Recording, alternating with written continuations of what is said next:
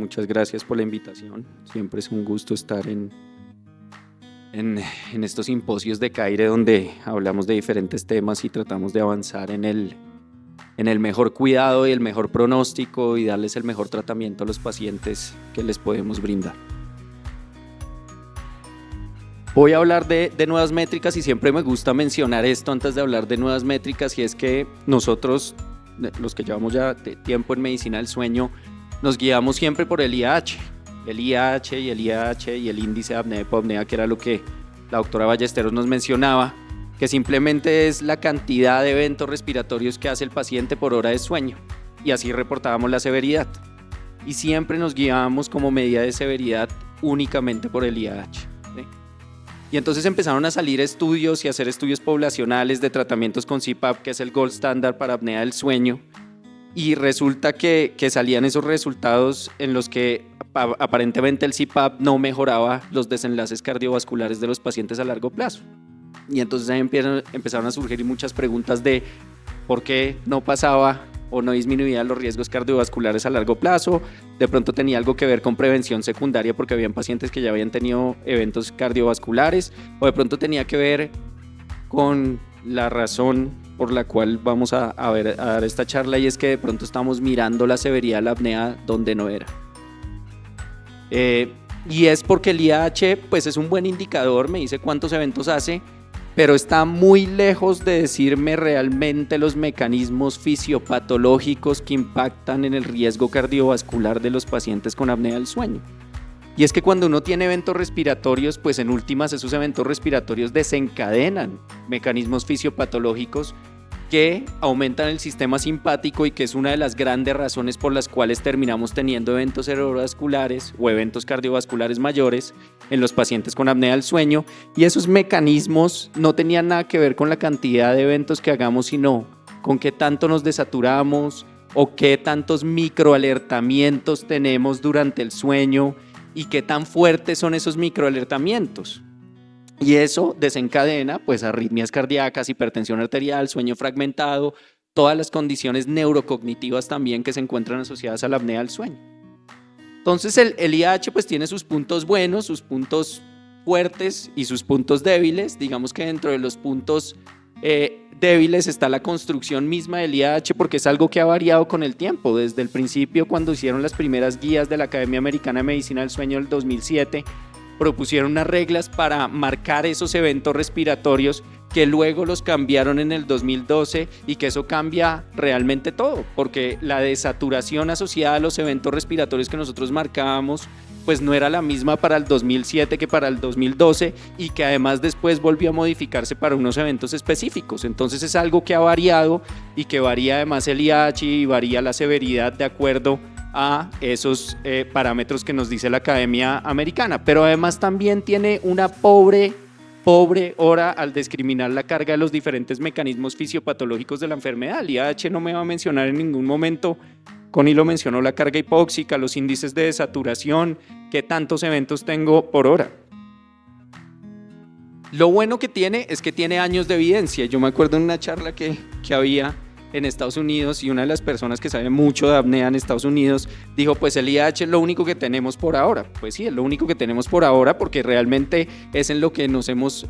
soportado durante años en la evidencia, que el IAH de 80 es mayor y que se asocia a eventos cardiovasculares. Y la realidad es que si uno va y busca en la literatura, pues ve que el IAH realmente, entre más severo sea o más grave sea el paciente, pues más está relacionado con eventos cardiovasculares. Pero es que nunca hemos tenido nada más con qué compararlo hasta que los estudios recientes aparecieron, ¿cierto? Donde ya empezamos a buscar otras métricas de que nos hablaban de la fisiopatología o del impacto realmente cardiovascular que tenía los eventos respiratorios en esos pacientes. Y es cuando empezamos a ponerle más atención a las saturaciones promedio, a los índices de desaturación, a las cargas hipóxicas que tenían esos pacientes, a los tiempos que estaban en desaturación, o sea, el tiempo, la T95, la T80, que son el tiempo que está ese paciente con una saturación por debajo de 90 o 85 del tiempo total de sueño, y eso también nos habla de diagnósticos diferenciales en los pacientes que uno puede hacer cuando están asociados a problemas pulmonares o problemas cardíacos no diagnosticados previamente. Entonces no es lo mismo, y acá les pongo el ejemplo perfecto, este paciente probablemente tiene un índice de apnea mucho más alto, pero la variación de la saturación de este paciente no es la misma variación de la saturación que este paciente que probablemente tiene un IAH menor, ¿sí? Entonces, eso son impactos cardiovasculares que en últimas nos mide riesgo cardiovascular a largo plazo. Y es así como recientemente, como desde el 2023, 2024, empezaron a salir estudios de alto impacto poblacionales donde nos hablaban de los patrones de desaturación, de los índices de carga hipóxica, de los índices de desaturación, del tiempo que el paciente permanecía con saturaciones bajas y la asociación con riesgos cardiovasculares basándose en estudios poblacionales y en poblaciones que llevan mucho tiempo en seguimiento. Y realmente hay dos poblaciones grandes en medicina del sueño de donde han salido todos los estudios de riesgo cardiovascular grandes y de gran impacto, que son el estudio de Framingham, que después sacó una subgrupo de pacientes que eran para apnea del sueño, y otro que es el estudio de sueño que siguen los americanos, que tiene una población que ya lleva 40 años siguiendo, y que de ahí han salido todas las publicaciones que ha hecho la American Heart Association de riesgo cardiovascular en apnea del sueño y asociación con todos los desenlaces malos. Entonces, este es uno de los estudios que salieron de ahí, ¿sí? de esas poblaciones. Uno que era de unos pacientes que habían seguido por fracturas de pacientes ya mayores, pero de ahí también les hicieron a esos pacientes seguimiento con polisomnografía, ¿sí? De donde salen 5.800 pacientes, ¿sí? Y de esos 5.800 pacientes salió un subgrupo de 2.900 pacientes donde se les hicieron seguimientos para ver si tenían alguna asociación con mortalidad, todas las causas de mortalidad de riesgo cardiovascular a largo plazo en los siguientes 11 años de seguimiento, dependiendo de los parámetros de la polisomnografía. Este estudio fue publicado en el 2024. ¿Sí? Y entonces ellos lo que hicieron fue sacar cuartiles de la duración de los eventos respiratorios, ¿cierto? Y entonces uno aquí pensaría, y son datos que hay que analizar más a fondo, pero uno pensaría que entre más prolongado sea el evento respiratorio, peor sería el pronóstico cardiovascular de esos pacientes. Y resulta que para cuando dividieron los cuartiles, y esto que nos ponen acá es el tiempo en segundos que se demora cada uno de esos eventos respiratorios, entre más corto era el evento respiratorio, más riesgo cardiovascular tenían los pacientes a largo plazo, ¿sí? Y uno dice, pues curioso, porque yo esperaría que si dura más el evento respiratorio, pues tiene que tener más desaturación, ¿sí? Tiene que tener más impacto en la hipoxemia, y entonces por ende deberían tener mayor riesgo cardiovascular. Y la explicación de esta, que es la curva de Kaplan-Meier de ese estudio, donde el cuartil en segundos, que es el 4, el rojo, era el de menos duración de los eventos respiratorios, eran los que a largo plazo mayor mortalidad tenían por eventos cardiovasculares, es que cuando ahondamos también en los fenotipos de la apnea, ¿sí? Sabemos que hay unos específicos que se llaman con un umbral bajo de despertar. Y eso quiere decir que esos pacientes tienen alertamientos, muchos más de los que deberían tener durante la noche, con cambios respiratorios muy pequeños. Y parece que esos pacientes que tienen muchos alertamientos durante la noche, y por eso dura tan poco el evento respiratorio, por eso es tan corto, desencadenan una respuesta simpática mayor que los pacientes que no tienen tantos microalertamientos, y que el desencadenamiento continuo de esa respuesta simpática impacta en los desenlaces cardiovasculares de mortalidad a largo plazo. Entonces ahí nos mostró ese estudio que el IAH no tenía mucho que ver, porque además en los modelos que corrieron metían el IAH y sacaban factores confusores que podían digamos que impactar en esos resultados, y resulta que era también la duración de los eventos. Después salió este estudio, que este sí lo tomaron directamente de los europeos, ¿sí? Y fue donde empezó todo el cuento de la carga hipóxica. Entonces, este lo sacaron del estudio que les digo de osteoporosis en hombres, este solamente en hombres, el otro era hombres y mujeres, que eso también es algo que hay que tener en cuenta, del Sleep Heart Study, que es un subestudio que salió de sueño de esta corte, ¿sí? Y resulta que la carga hipóxica, que era lo que les mostraba la doctora Ballesteros ahorita, es algo que se está estudiando recientemente y es medir, porque eso lo hace un software, eso no lo hacemos nosotros, lo toman está cayendo la señal, de la oximetría, y entonces el software toma el área bajo la curva de las desaturaciones. Entonces no me dice a mí solamente como el índice de saturación,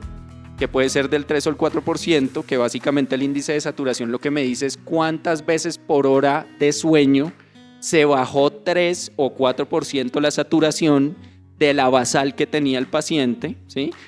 En cambio, el índice de carga hipóxica lo que me dice a mí, después de que el software lo analiza, es cuánta profundidad y cuánta longitud tiene cada una de esas desaturaciones. Y eso me lo toma por hora de sueño, lo calcula y me saca un número, ¿sí? Entonces no solamente me está hablando de cuántas veces se disminuye, sino qué tan profundas y qué tanto impacto tienen esas desaturaciones en ese paciente. Y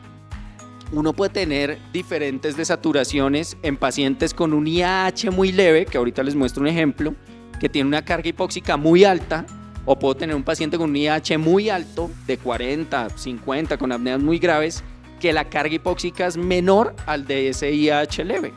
Entonces es una variación importante que probablemente explica también los resultados de riesgo cardiovascular en esos estudios de CPAP que se hicieron a largo plazo. Pero básicamente lo que hicieron acá también fue sacar los cuartiles de esos dos subgrupos que juntaron después de medir los índices de carga hipóxica, y también sacaron las curvas de Kaplan-Meier, donde en esos cuartiles lo que les decía que ellos, pues que se reporta con el índice de carga hipóxica, que es el porcentaje minuto hora. En el cuartil 5, que era más de 88, son los pacientes que a largo plazo, también era 11 años, tenían mayor mortalidad por los eventos cardiovasculares, aunque también los del cuarto cuartil, que eran de 53 a 88, pues también tenían una mortalidad mayor que lo de los otros cuartiles, y es así como empezaron a interpretar la carga hipóxica, que por encima de 53 o realmente por encima de 88 para este caso, pues hay un mayor riesgo de mortalidad cardiovascular en esos pacientes con apnea del sueño. Entonces esa es la forma de interpretarlo porque ya están saliendo estudios, en CAIRE ya tenemos varios estudios que salen con el índice de carga hipóxica, que si sale por encima de 88, pues claramente ese paciente va a tener un riesgo cardiovascular a los siguientes 11 años muy aumentado y una probabilidad alta de mortalidad cardiovascular. Entonces, este es un ejemplo del índice de carga hipóxica que les mencionaba. Los dos tienen el mismo IAH de 32, pero este paciente tiene una carga hipóxica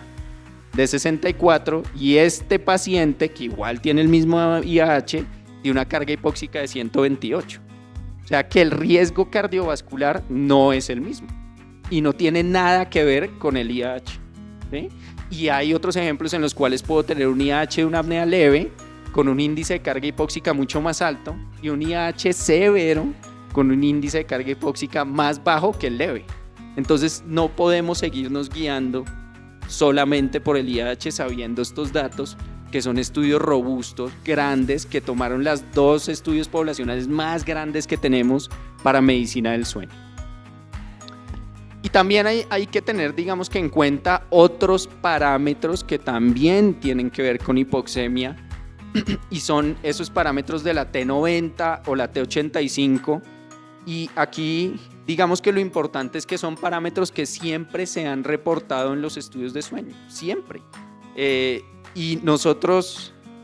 hasta hace poco tanto en fenotipificación de apnea del sueño como para riesgo cardiovascular, solo estábamos guiándonos como por el 25% de la información que me da un estudio de sueño, cuando tengo mucho más que ahondar.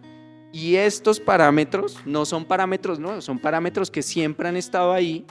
Y si uno ve los estudios de sueño, hay una tabla donde le dice a uno todo, o sea, todo de la saturación. Le dice la saturación promedio, le dice cuánto fue el porcentaje que estuvo por debajo de 90, de 85, de 70, ¿sí? Le dice cuál fue el nadir de la saturación, cuánto fue la mínima, ¿sí? Y todos esos son parámetros que nosotros pasábamos por alto porque nos íbamos a ver el IH, ¿sí? Y resulta que estos parámetros también son supremamente importantes en mortalidad, como lo mostró este estudio, que no solamente midió el índice de carga hipóxica, que eso sí es algo más reciente, sino además la T90, ¿sí? Que es el tiempo que permaneció ese paciente con una saturación por debajo de 90, y los dos parámetros, al final, sacando todos los factores de confusión de obesidad y de cigarrillo y de todo lo que podría aumentar el riesgo cardiovascular, por sí solos, también eran predictores de mortalidad cardiovascular a largo plazo. Entonces el ver la T90 también es bueno, pero acá yo también hago un paréntesis, y es que en Bogotá nosotros también trabajamos en medicina de altura. Y estos estudios son a nivel del mar. Eso quiere decir que acá la hipoxemia es un poquito más tolerada que si yo estoy en Santa Marta. Entonces, de pronto, el resultado de la T90 no es tan claro aquí, pero la T85 sí, ¿sí? Entonces, uno puede ir a ver la T85 y mirar qué tan alta está para también ver el riesgo de mortalidad cardiovascular de esos pacientes. Todas esas cosas hay que tenerlas en cuenta cuando uno interpreta los resultados de los estudios de sueño, pero es importante saber. Y hay unas cosas importantes. Este artículo se me hizo muy bueno porque habla de todo, desde el índice de carga hipóxica hasta la T90, el índice de saturación, y los explica muy bien para que uno los entienda fácil. Pero una cosa es el índice de carga hipóxica, que fue lo que les mostré, y es el área bajo la curva y lo que hace el software, y otra cosa es la carga hipóxica, o sea, qué tanto impacta en todos estos parámetros, o sea, en el índice de saturación, en la T90, en la T85, en la T80 y en el índice de carga hipóxica en ese paciente, que todas son medidas de riesgo cardiovascular que siempre habían estado ahí, que nosotros pasábamos por alto. Y hay, digamos que otras medidas novedosas que se están haciendo gracias a softwares de lectura automática, inteligencia artificial, que tienen que ver en parte con la hipoxia intermitente, que sabemos que es como una lesión de revascularización que tienen esos pacientes todo el tiempo. Entonces, una hipoxia intermitente y radicales libres vuelve el oxígeno y genera inflamación, y peor los radicales libres. Entonces, eso es algo que pasa y que lo medimos con la T90, que es convencional, ¿sí? El índice de carga hipóxica, que es novedoso y ya está disponible en muchos, ese software, ¿sí? Pero también hay otra parte que tiene que ver con la actividad simpática y los despertares. Entonces, una cosa es que yo tenga un umbral bajo de despertar. Eso quiere decir, como les mostré en el estudio, que los que más corto eran los eventos, mayor riesgo cardiovascular a largo plazo tenían. Pero otra cosa es qué tan fuerte es ese despertar, ¿sí? Porque una cosa es despertarme o tener ese microalertamiento, pero qué tan fuerte es, qué tanto desencadena del sistema simpático cada microalertamiento, porque puede que hayan personas que no les desencadene tanto, hay otros que tienen una respuesta simpática muy importante con cada microdespertar, y eso es algo que hoy en día se está investigando, y con softwares de lectura automática que ven la parte del electroencefalograma de la polisomnografía, mide qué tan fuerte es ese microdespertar, y eso también parece estar relacionado con aumento del riesgo cardiovascular en los pacientes con apnea del sueño. Y lo otro, que en últimas es lo que desencadena cualquiera de estas cosas, es la actividad simpática. Yo cómo mido la actividad simpática en esos pacientes con apnea del sueño, o qué tanto está aumentando la actividad simpática con cada uno de esos eventos, sean de microalertamientos o de hipoxemia y desaturación. Y eso yo lo puedo hacer a través de algo que se llama acoplamiento cardiopulmonar, que hoy en día hay dispositivos portátiles para apnea del sueño que parecen anillos, que lo que hacen es medir y basarse en coupling cardiopulmonar para diagnosticar apnea del sueño, y nos sacan histogramas parecidos a los que hace un Holter y nos muestra la actividad simpática que tienen esos pacientes, y uno con eso también puede saber y predecir qué tanto riesgo cardiovascular tiene ese paciente y cambiar los protocolos de abordaje y tratamiento que tenemos en esos pacientes. Y la variabilidad de la frecuencia cardíaca, que también se puede medir por medio de softwares, porque nosotros siempre en las polisomnografías tenemos, digamos que conectado al paciente con una derivación ahí de electro, y en los estudios simplificados también se puede medir esas variables. Entonces la idea del advenimiento de esta nueva evidencia en cuanto a riesgo cardiovascular en pacientes con apnea del sueño es que pasemos de un manejo actual, que es apnea del sueño, índice de apnea, hipoapnea y las desaturaciones, ¿cierto?, a un modelo donde podamos mirar qué tanta hipoxia intermitente y qué tanto repercute esa hipoxia, esa severidad, esa hipoxia intermitente en la fragmentación del sueño, ¿sí?, y en el sistema cardiovascular de esos pacientes, independientemente de que tengan una apnea leve, de que tengan una apnea moderada por IAH o severa, y unos biomarcadores que tienen que ver con el IAH, porque igual tendremos que seguirlo viendo, pero no como el IAH total, sino como un IAH que nos reportan ahí también, y es qué tipo de eventos tiene el paciente, ¿cierto? Y cuál es la duración promedio de esos eventos, que también nos lo reportan en las tablas, para saber si puede tener un riesgo cardiovascular aumentado, mezclado con todos estos marcadores recientes de hipoxemia que nos reportan en los estudios de sueño. Y hay algunos estudios de marcadores en sangre que tienen que ver con inflamación, interleuquina 6, interleuquina 8, factor de necrosis tumoral, que han demostrado que mejoran con la terapia de presión positiva, pero que aún no sabemos qué tanto la disminución de esos marcadores impacta en riesgo cardiovascular a largo plazo, y eso es algo que se está estudiando en esas cortes grandes para nosotros saber cuáles van a ser las consecuencias cardiovasculares de esos pacientes a largo plazo, saber cuáles son los que tienen realmente un riesgo cardiovascular aumentado y poder tratarlos más rápidamente y de una forma más agresiva, entre comillas, ¿sí?, sea con un tratamiento de presión positiva o definitivamente con un tratamiento de combinación de diferentes tratamientos para disminuir lo más pronto posible el riesgo cardiovascular en ese tipo de pacientes. Muchas gracias.